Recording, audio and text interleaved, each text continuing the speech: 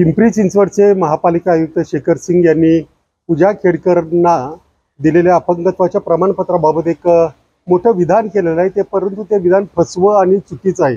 मुळातच पूजा खेडकर यांना YCM रुग्णालयातून प्रमाणपत्र देताना अक्षम्य चुका झालेल्या आहेत।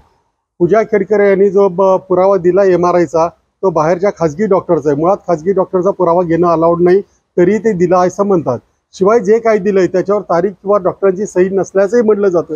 त्याही पुढे जाऊन हा पुरावा त्यांनी अपंगत्वाच्या कागदपत्रासोबत जोडलेला नाही असं सुद्धा रुग्णालयाचे अधिकारी म्हणतात। असं असेल तर त्यांना ते प्रमाणपत्र दिलंच कसं आणि आयुक्त या विषयावर लोकांची दिशाभूल का करतायत हा एक मोठा प्रश्न आहे। आयुक्तांनी याचा खुलासा केला पाहिजे।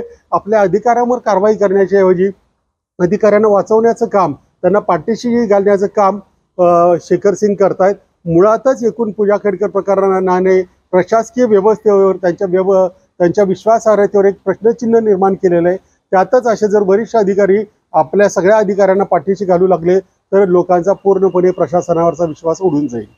पुढचं पाऊल आता या चौकशी अहवालाला घेऊन पाहिजे। मी या संदर्भात महाराष्ट्राचे मुख्य सचिव सुजाता सौनिक यांच्याकडे तक्रार केलेली आहे आता, आणि त्यांच्याकडे फक्त पूजा खेडकर किंवा पुणे नव्हे तर अशी प्रकरणं महाराष्ट्राभर दिसून येत आहेत। त्या सगळ्यांची चौकशी करावी अशी मी मागणी केलेली आहे।